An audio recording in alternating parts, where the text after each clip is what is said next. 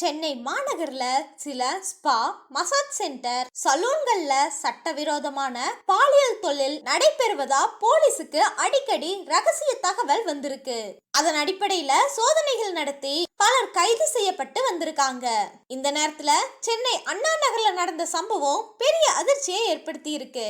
சென்னை ஓட்டேரிய சேர்ந்த 50 வயசுடைய தொழிலதிபர் சார்லஸ் வாரத்துக்கு 2 தடவை அண்ணா நகர்ல இருக்கிற மசாஜ் சென்டருக்கு போகிறத வழக்கமா வச்சிருந்தாரு. அங்க வேலை பார்க்கிற 38 வயசுடைய ஆண்ட்ரியா அப்படிங்கிறவங்க கூட நட்பு உருவாச்சு. அவங்க மூலமா இளம் பெண்கள் கிட்ட மசாஜ் சேவைகளை பெற்று வருவதா சொல்லப்படுது. போன மாசம் 28ஆம் தேதி மசாஜ் செய்ய ஒரு பெண் வேண்டும் அப்படின்னு சார்லஸ் ஆண்ட்ரியா கிட்ட கேட்டாரு. ஆண்ட்ரியா ரேகா சாவித்ரி அப்படிங்கிற பெயரையும் அவங்களோட முகவரியும் கொடுத்தாங்க. அதை வச்சுக்கிட்டு சார்லஸ் ஜூன் 29ஆம் தேதி சூளைமேட்ல இருக்கிற ஒரு அடுக்குமாடி வீட்டுக்கு போனாரு. அங்க ரேகா மசாஜ் முடிச்சதுக்கு அப்புறம் தனியாக இருந்தாரு. அப்ப திடீர்னு கட்டல் கடியில இருந்து 2 ஆண்கள் வெளியே வந்து சார்லஸ தாக்கினாங்க. அவர்கிட்ட இருந்து 20 பவுண்ட் நகைகள், விலை உயர்ந்த வாட்ச், ஜிபேல இருந்து ரூபாய் 40,000 பறிக்கப்பட்டுச்சு. இந்த சம்பவம் சார்லஸுக்கு எதிர்பாராதது.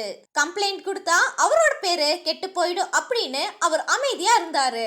ஆனா மனைவி நகைகளை பத்தி கேள்வி கேட்க அவர் உண்மைய சொன்னாரு.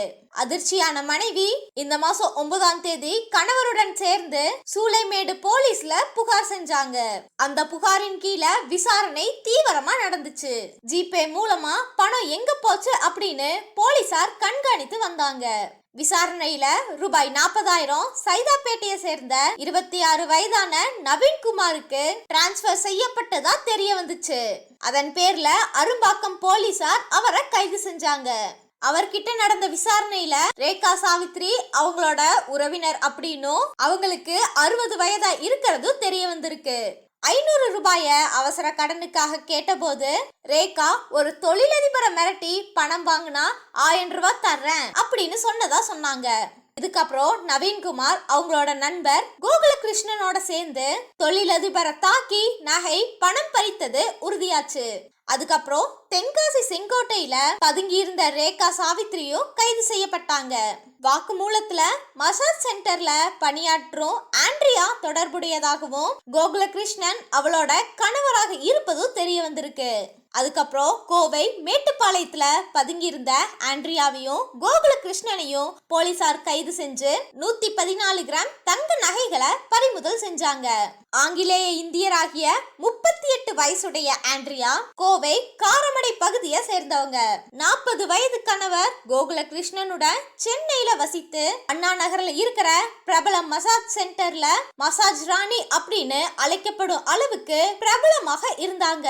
இந்த வரவேற்பை பயன்படுத்தி வசதிப்பட்ட வாடிக்கையாளர்களுடன் ஆண்ட்ரியா நெருக்கமா பழகி நட்பாகி போன் நம்பர் வாங்கி உல்லாச விருப்பம் அப்படின்னு சொல்லி அவங்கள ஈர்த்தாங்க. இங்கிலீஷ்ல பேசுற திறமையும் அழகும் ஆண்ட்ரியாவுக்கு சாதகமா அமைஞ்சது. இதனால நிறைய பேரு ஆண்ட்ரியாவிடம் லட்சக்கணக்கில் பணத்தை இழந்திருக்காங்க.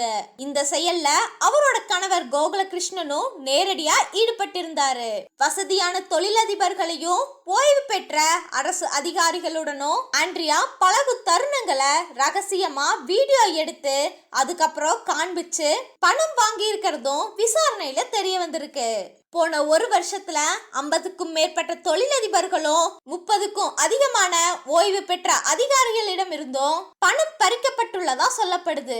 அவங்களோட சமூக அந்தஸ்து காரணமா இது வெளியே தெரியாம போனது ஆண்ட்ரியாவுக்கு சாதகமா இருந்துச்சு.